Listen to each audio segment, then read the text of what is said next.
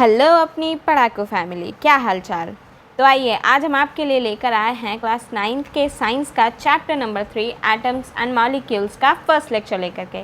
तो आइए स्टार्ट करते हैं, न्यू चैप्टर है, बिल्कुल शुरू करते हैं नए जोश के साथ। तो देखिए, अगर आप अभी तक जो है हमारे चैप्टर फर्स्ट एंड सेकेंड की तलाश में हैं तो आप हमारे चैनल ग्लोबल बोर्ड्स पर जाकर देख सकते हैं। तो आइए स्टार्ट करते हैं हमारा एटम्स एंड मॉलिक्यूल्स। अब देखिए, अगर हम बात करें एटम्स की एंड मॉलिक्यूल्स की, तो ये दोनों ही जो हैं काफ़ी हमारी माइक्रोस्कोपिक स्ट्रक्चर्स पड़ जाते हैं, काफ़ी माइक्रोस्कोपिक पार्टिकल्स हैं। ये माइक्रोस्कोपिक पार्टिकल होने का मतलब है कि इनको जो है हम अपनी यूँ नॉर्मल आँखों से हम इनको नहीं देख सकते हैं। अगर हमें इनको देखना है तो हमें इनके लिए माइक्रोस्कोप की ज़रूरत पड़ती है ना। सो पुराने टाइम पर में क्या था कि पुराने टाइम में टेक्नोलॉजी इतनी ज़्यादा डेवलप नहीं थी, साइंस जो थी वो इतनी ज़्यादा डेवलप नहीं थी। तब माइक्रोस्कोप्स वगैरह जो हैं वो काफ़ी कम हुआ करते थे, इनफैक्ट हुआ ही नहीं करते थे। सो उस टाइम पर भी जब माइक्रोस्कोप्स वगैरह नहीं थे, तब भी जो हमारे इंडियन फ़िलासफ़र्स हुए हैं उन्होंने कहीं ना कहीं ये अनुमान लगा लिया था कि जो हमारा ये मैटर होता है, यानी कि जो चीज़ें हम अपने आसपास देखते हैं, महसूस करते हैं, फील करते हैं, उन्हें टच करके देख सकते हैं, तो वो सारी चीज़ें जो हैं कहीं ना कहीं बेसिक लेवल पर किसी बहुत ही छोटे से पार्टिकल से बनी हुई हैं। उन्हीं हमारे इंडियन फ़िलासफ़र्स में से एक हुए हैं फ़िलासफ़र कनड़। कौन हुए हैं?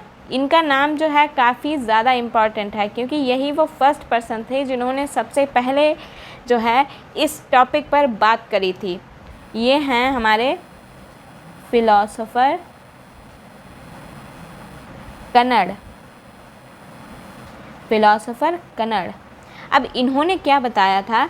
इन्होंने ये बताया था कि अगर हम किसी एक मैटर को डिवाइड करते चले जाएं, यानी कि मान लीजिए जैसे आपका कोई बिल्डिंग है, ठीक है, बिल्डिंग को आपने डिवाइड करा कि बिल्डिंग में जो है इतनी सारी वॉल्स हैं, ठीक है। अब आपने उन वॉल्स को भी पार्ट्स में डिवाइड करा कि ये जो वॉल्स हैं ये इतने पार्ट्स में बनी हैं। अब आपने उन पार्ट्स को भी डिवाइड करा तो एक एक पार्ट जो है वो इतनी ईंटों का बना हुआ है, इतनी ब्रिक्स का बना हुआ है। फिर जब आप उस ब्रिक को भी डिवाइड करते चले जाते हैं कि ब्रिक जो है इससे बनी है, इस मटेरियल से बनी, उस मटेरियल से बनी, तो कहीं ना कहीं जब आप एकदम उसको मैटर को डिवाइड करते हुए चले जाएंगे तो आप एक ऐसे टाइम पर एक ऐसे पार्टिकल पर पहुंच जाएंगे जो आपके सबसे ज़्यादा छोटा होगा, सबसे ज़्यादा स्मॉलर होगा, और उसको जो है आप आगे डिवाइड नहीं कर पाएंगे।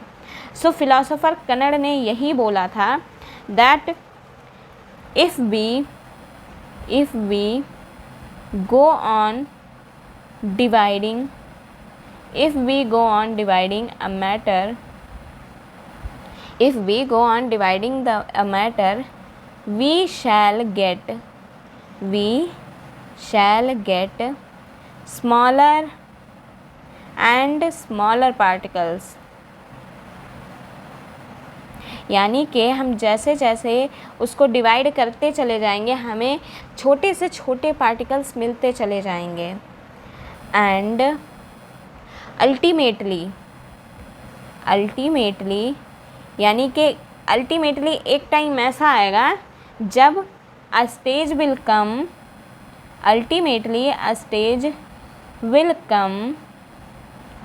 when the smallest particle will appear, when the smallest particle will appear।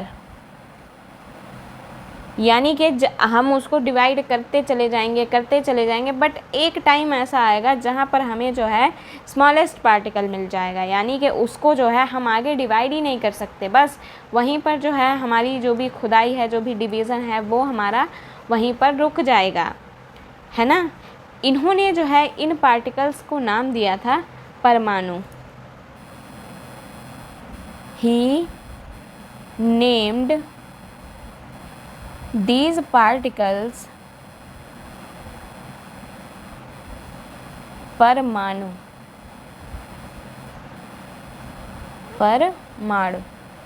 Alright, यानी कि जो ये हमारा परमाणु वर्ड है, जिसको हम इंग्लिश में एटम बोलते हैं, परमाणु वर्ड हमारा काफ़ी टाइम पहले से चल रहा है। एंड कनद ने जो ये दी थी फिलॉसफी, इन्होंने दी थी 500 BC से भी पहले, बिफोर 500 BC। ओके, सो इतने टाइम पहले से जो है इंडियन फिलॉसफी में ये परमाणु वर्ड मौजूद है। ओके, फिर क्या हुआ, धीरे धीरे जो है बाकी कंट्रीज़ में भी जो है इस चीज़ को लेकर क्यूरियोसिटी जागने लगी साइंटिस्ट के बीच में। एंड देन हमारे दो साइंटिस्ट आते हैं जो कि ग्रीक फिलोसोफर हैं, जो कि हैं डेमोक्राइटस एंड ल्यूकिपस। ओके, डेमोक्राइटस एंड ल्यूकिपस जो हैं, इन्होंने इन पार्टिकल्स को अपनी लैंग्वेज में यानी कि ग्रीक लैंग्वेज में उन्होंने इन्हें एटम नाम दिया। फिर कौन आए, ग्रीक फिलोसोफर जिनका नाम था डेमोक्राइटस एंड ल्यूकिपस।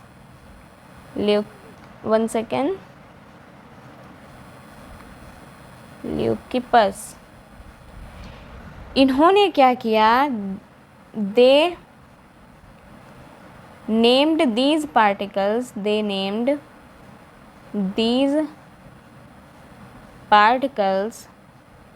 As atom. इन्होंने इनको एटम नाम दिया। वहाँ से जो है हमारे इस वर्ड एटम की कहानी स्टार्ट होती है।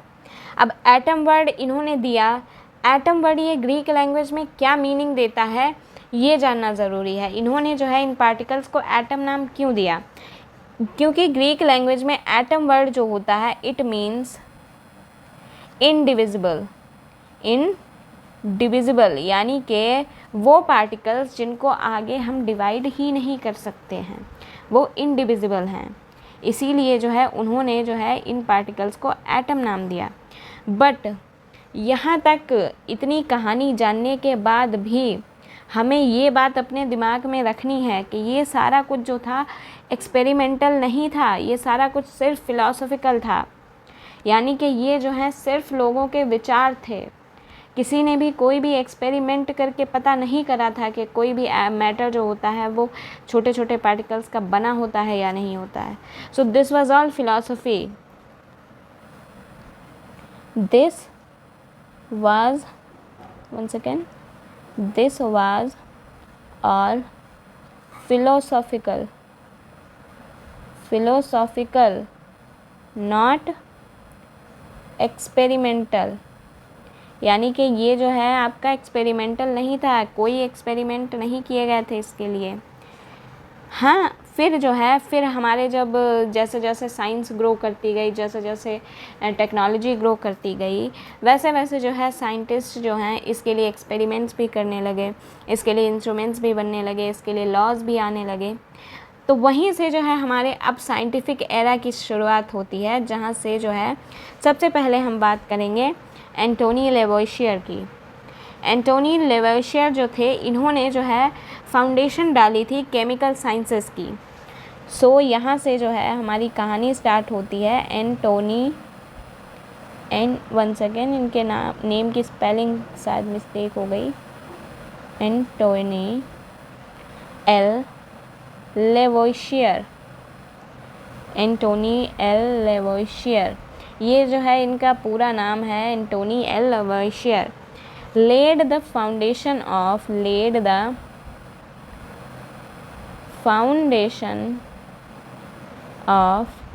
chemical sciences। यानी कि इन्होंने जो है केमिकल साइंस की जो है इन्होंने नींव डाली, उसकी स्थापना करी। और इन्होंने जो है 2 लॉज दिए केमिकल कॉम्बिनेशन को लेकर।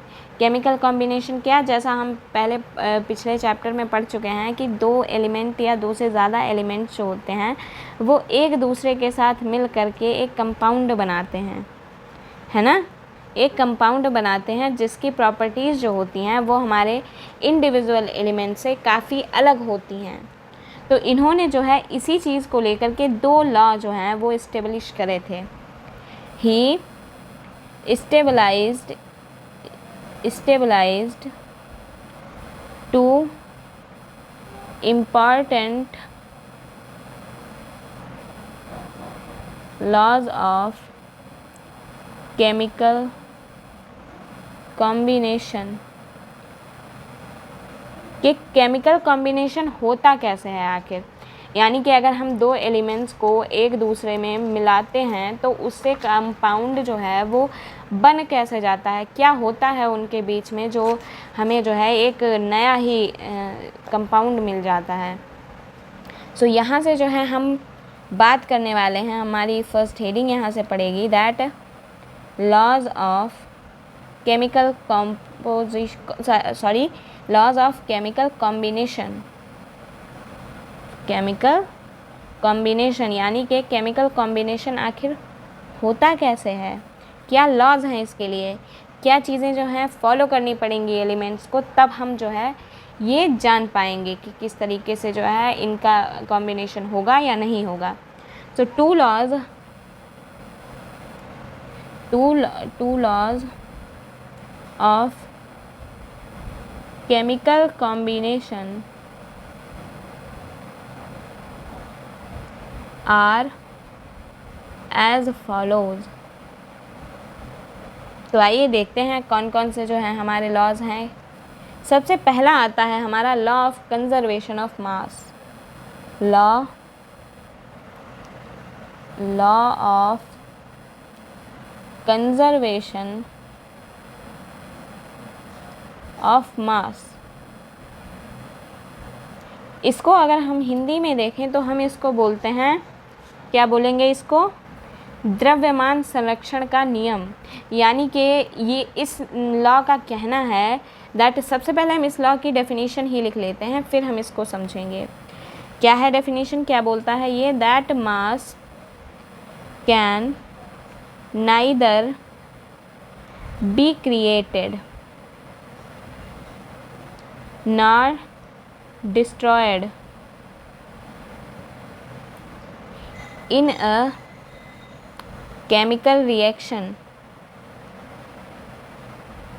देखिए इसमें जो है हम इसको इस तरीके से समझेंगे कि देखिए हमने जो केमिकल रिएक्शंस हम कराते हैं तो उसमें हमने देखा है कि क्या होता है कि कभी कोई कंपाउंड जो है वो टूट के दो या दो से ज़्यादा कंपाउंड्स बना रहा होता है, या फिर दो कंपाउंड जो होते हैं वो एक दूसरे में जुड़ के कोई थर्ड एक ही कंपाउंड बना रहा होता है। तो इसमें होता क्या है, हमें ऐसा लगता है कि एक कंपाउंड जो है वो टूट गया है, यानी कि अब क्या है मास कम हो गया होगा। तो यही जो है हमें ये लॉ बताता है कि चाहे केमिकल रिएक्शन किसी भी टाइप की हो, वो किसी भी तरीके से हो रही हो, वो कहीं पे भी हो रही हो, वो किसी भी सिचुएशन में हो रही हो, अगर वो इस लॉ को फॉलो नहीं कर रही है then we can not call it a chemical reaction. Okay, यानी कि हर केमिकल रिएक्शन जो है वो आपके law of conservation of mass को डिफ़ाइन करती है, इसको फॉलो करती ही है। तो इसका कहना ये है कि केमिकल रिएक्शन में मास जो है कभी भी ना डिस्ट्रॉय होता है ना ही कभी बनता है, यानी कि ना ही तो जो टोटल मास है रिएक्टेंट्स का एंड प्रोडक्ट्स का, that means that mass of reactants is equals to mass of products. यानी कि जितने मास के आप रिएक्टेंट्स ले रहे हैं, प्रोडक्ट चाहे आपके किसी भी नंबर में बने, बट उनके अगर हम मासेस को कलेक्ट करेंगे, उनको ऐड करेंगे, तो वो जो है हमारे रिएक्टेंट्स के ही बराबर निकलेगा। यानी कि कहीं से कोई एक्स्ट्रा मास आ नहीं सकता, अंदर से जो है मास बाहर जा नहीं सकता। सो ये जो है हमारा लॉ ऑफ कंजर्वेशन ऑफ मास बोलता है। अब अगर हम इसी चीज़ को लेकर के एक एग्ज़ाम्पल देखें, एग्ज़ाम्पल की बात करते हैं हम, जैसे हम यहाँ पर एक केमिकल रिएक्शन करा के देखते हैं। मान लीजिए हमने जो है सोडियम कार्बोनेट की रिएक्शन कराती है हम CH3COOH यानी कि एसिटिक एसिड से। सोडियम कार्बोनेट की रिएक्शन हमने करा दी है एसिटिक एसिड से। अब मान लीजिए हमने यहाँ पर जो है सोडियम कार्बोनेट को 5.3 ग्राम लिया है एंड यहाँ पर जो हमारा एसिटिक एसिड लिया है वो हमने 6 ग्राम लिया है। अब हमने जब इनकी रिएक्शन कराई तो हमें यहाँ पर 3 प्रोडक्ट्स मिले हैं, CH3COONA एंड वाटर एंड हमारा CO2। ठीक है, हमें जो है ये 3 प्रोडक्ट्स मिले हैं। अब जब हमने एक्सपेरिमेंट के थ्रू इनके मासेस चेक करे तो हमें क्या मिला कि CH3CON ने जो है वो 8.2 ग्राम बना, जो वाटर है हमारा वो 0.9 ग्राम बना, एंड जो CO2 है, कार्बन डाइऑक्साइड है, वो हमारी 2.2 ग्राम बनी। ठीक है, ये जो है इनके मासेस हैं। अब अगर हम देखें कि क्या ये जो रिएक्शन है हमारी वो law of conservation of mass को डिफ़ाइन कर रही है या नहीं कर रही है, तो हम इसको किस तरीके से देखेंगे। यहाँ पर हम जो हैं इसको ऐड करते हैं कि हमने जो है टोटल कितना मास लिया था। हमने लिया था 11.3 ग्राम जो है हमारा टोटल रिएक्टेंट्स थे, है ना। अब इतने जो हैं ये रिएक्टेंट्स थे, इतने जो हैं ये अलग अलग हमें प्रोडक्ट्स मिले हैं। तो अब जो है हम सारे प्रोडक्ट्स को ऐड करते हैं। 8.2 plus 0.9 plus 2.2, 9 and 2 11, 2 9 2 11 2 13, then 2 and 8 10 and 1 11.3 gram. Now you can see that both of the sides are equal to each other. So we can say that this chemical reaction is following the law of conservation of mass. So for any chemical reaction to be called a chemical reaction, it is very important for the reaction to follow this law.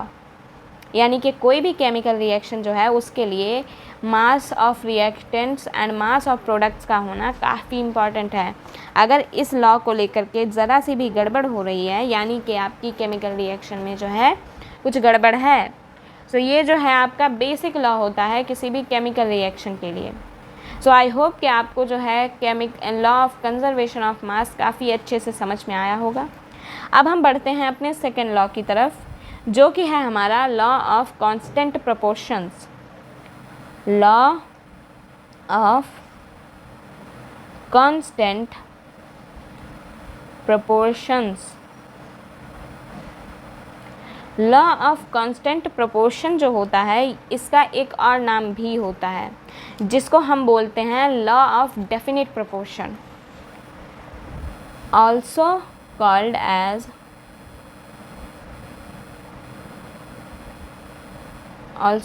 as law of definite proportion।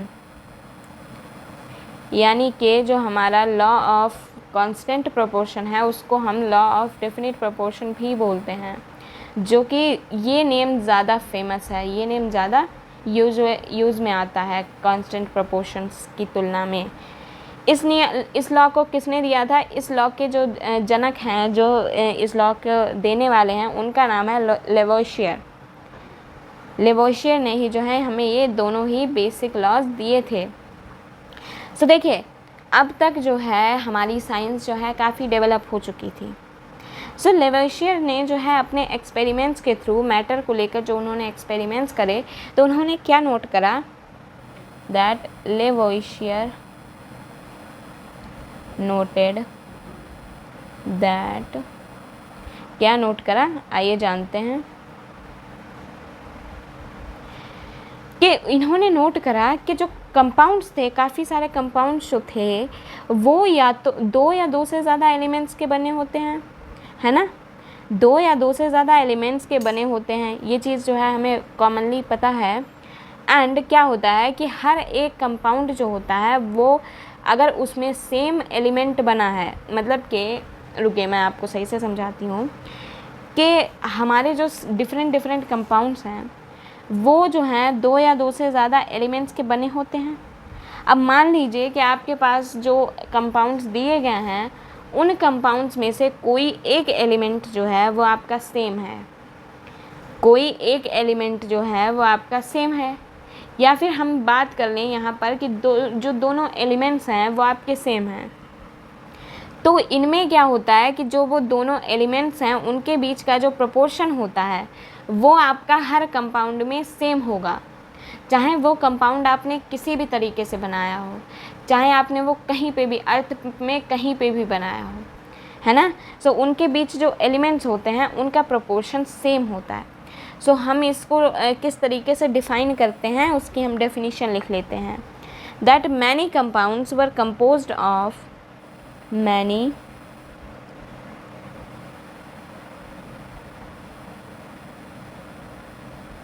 compounds were composed of two or more elements,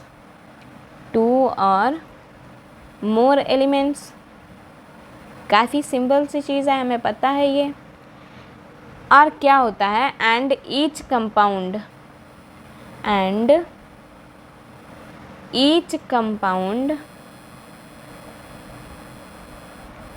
had the same elements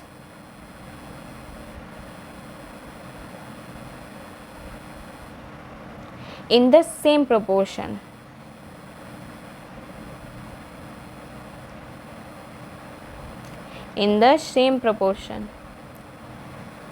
इसका मतलब ये है कि अगर आपके compound जो है, अगर आपका कंपाउंड जो है, किसी एक कंपाउंड में जो एलिमेंट्स होते हैं उनका एक बेसिक प्रोपोर्शन जो होता है वो सेम होता है।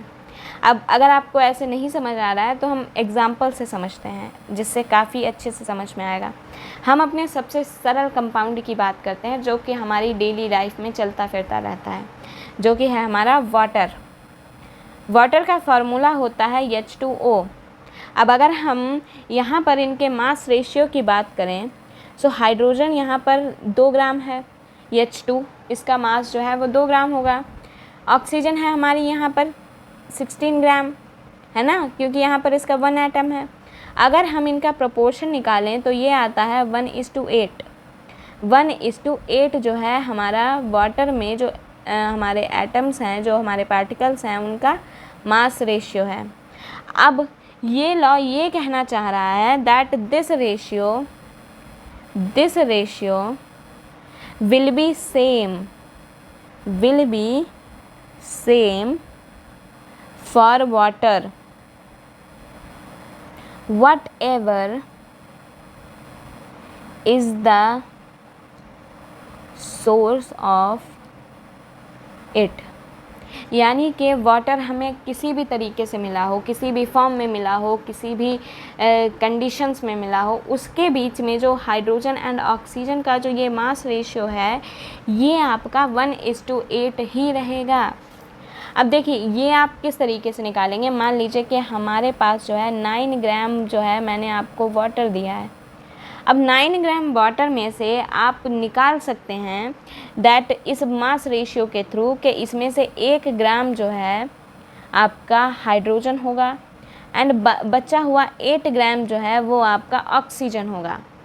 Like this is for always. ये जो है मास रेशियो हमारा हमेशा ही सेम रहने वाला है वाटर को लेकर के। वाटर चाहे आपका किसी भी जगह से मिला हो, किसी भी टाइप का हो, सो ये 1:8 का रेशियो हमेशा सेम रहेगा। वहीं अगर हम बात कर लें NH3 की, अमोनिया की, तो अमोनिया का क्या मास रेशियो रहेगा, इसमें से हम देख लेते हैं। नाइट्रोजन जो है उसका मास हो गया है 14 एंड हाइड्रोजन का जो मास हो गया वो हो गया है 3। सो इनका जो मास रेशियो है वो 14:3 है। 14:3 मास रेशियो है। सो हमें जो है अमोनिया चाहे हमें कहीं से भी मिले, चाहे हम उसको लैब में बनाएं, चाहे वो हमें किसी गंदगी भरी जगह पे मिले, क्योंकि अमोनिया जो है वो काफ़ी मतलब थोड़ी सी हमें ऐसी जगहों पे मिलती है जहाँ पर डिकम्पोजिशन वगैरह हो रहा होता है, तो वहाँ पर जो है थोड़ी स्मेल जो है अमोनिया की काफ़ी ज़्यादा डिस्टर्बिंग होती है। इसको जो है अगर आप इसको डायरेक्टली ऐसे स्मेल करते हैं, ये आपके नोज़ में जाती है, देन आपके जो हैं आंसू तक निकल सकते हैं। Really I am saying that, क्योंकि मैंने जो है ये चीज़ फील करी हुई है कि अगर आप जो है अमोनिया को डायरेक्टली अपने नोज़ से स्मेल करते हैं, देन जो है आपके आइज़ जो हैं वो टीयरी हो जाती हैं। सो यहाँ पर जो है इसके कहने का मतलब है कि जो हमारा कोई भी कंपाउंड है उसके जो बेसिक एलिमेंट्स हैं उनका एक बेसिक मास रेशियो होता है एंड वो आपका कंपाउंड किसी भी परिस्थिति में बना हो, किसी भी सिचुएशन में बना हो, किसी भी सोर्स से बना हो, किसी भी कंडीशन में बना हो, ये मास रेशियो जो है वो ऑलवेज सेम रहने वाला है, चाहे वो आपका अमोनिया हो, चाहे जो है हम यहाँ पर CH4 मीथेन ले लें। मीथेन में जो है हमारा कार्बन है एंड हमारे पास हाइड्रोजन है। कार्बन का अगर हम मास देखें तो 12 आता है ना, कार्बन का मास जो है वो 12 है एंड यहाँ पर जो हाइड्रोजन है उसके 4 एटम्स हैं, then its mass will be 4। अब इनका अगर हम मास रेशियो देखें तो वो कितना आएगा, 3:1। 3:1 will be the mass ratio for our methane. So methane जो है वो चाहे हमें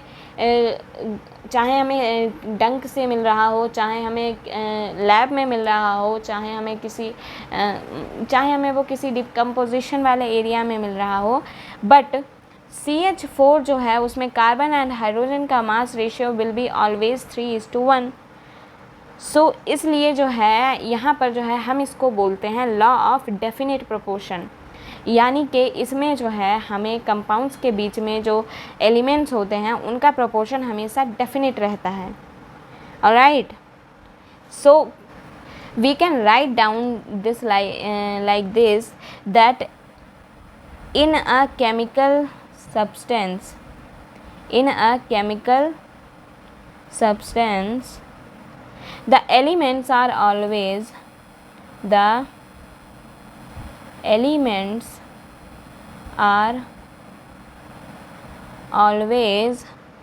present in a definite proportion, always present in a definite proportion by mass। यानी कि जो एलिमेंट्स होते हैं किसी भी कंपाउंड में, किसी भी केमिकल सब्सटेंस में, वो अपने एक डेफिनेट प्रोपोर्शन में होते हैं। ठीक है, तो यहाँ तक जो है हमारी ये बात हो जाती है केमिकल कॉम्बिनेशन की, कि केमिकल कॉम्बिनेशन में हमारे कौन कौन से लॉज होते हैं जिनको केमिकल रिएक्शंस को फॉलो करना पड़ता है। बट आगे जो है हमें देखना है कि हम पार्टिकल को किसी भी मैटर को हम बेसिक लेवल पर किस तरीके से देखते हैं। सो नेक्स्ट लेक्चर हमारा रहने वाला है डाल्टन्स की एटॉमिक थियरी को लेकर। आज का जो लेक्चर था आई होप कि आपको काफ़ी अच्छे से समझ में आया होगा। हमने आज काफ़ी इंटरेस्टिंग बातें करी थी। क्या बातें करी थी, एक बार जल्दी से रिवाइज कर लेते हैं। दैट फिलोसोफर कनद जो थे, इन्होंने ही जो है सबसे पहले डिवाइडिंग ऑफ मैटर की बात करी थी एंड इन्होंने बताया था कि हर एक मैटर जो है वो एक स्मॉलेस्ट पार्टिकल से मिलकर के बना होता है, जिसे इन्होंने परमाणु नाम दिया। बाद में एक ग्रीक फिलोसोफर आए जिन्होंने जो है इसको एटम नाम दिया। एटम का मतलब है कि वो इंडिविजिबल है, यानी कि उसको जो है हम फर्दर जो है डिवाइड नहीं कर सकते। बट ये सारा कुछ जो था, ये सारा कुछ फ़िलॉसफी थी, कोई एक्सपेरिमेंट नहीं था। एंटोनी एल लेवोशियर जो थे, इन्होंने जो है फाउंडेशन डाली केमिकल साइंस की, जहाँ पर इन्होंने 2 लॉज दिए कि किस तरीके से एक केमिकल कॉम्बिनेशन होता है। इसके लिए इन्होंने सबसे पहले लॉ दिया, लॉ ऑफ कंजर्वेशन ऑफ मास, जिसमें हम देखते हैं कि ना ही तो हम मास को क्रिएट कर सकते हैं ना ही उसको डिस्ट्रॉय कर सकते हैं। सो केमिकल रिएक्शन में mass of reactant and mass of products बराबर होते हैं। अगर नहीं हो रहे हैं यानी कि आपके रिएक्शन में कुछ गड़बड़ है। दूसरा लॉ इन्होंने दिया, लॉ ऑफ कांस्टेंट प्रोपोर्शन। इसको हम लॉ ऑफ डेफिनेट प्रोपोर्शन भी बोलते हैं। इसका कहना ये था कि जो कंपाउंड्स होते हैं उसमें जो एलिमेंट्स होते हैं वो अपने एक बेसिक प्रोपोर्शन में पाए जाते हैं, एक बेसिक मास रेशियो में पाए जाते हैं। एंड ये मास रेशियो जो होता है इस चीज़ पर बिल्कुल भी डिपेंड नहीं करता है कि सोर्स कैसा है, कंडीशन कैसी है। वो मास रेशियो जो है आपका ऑलवेज कांस्टेंट रहता है। That is why we call it a law of definite proportion.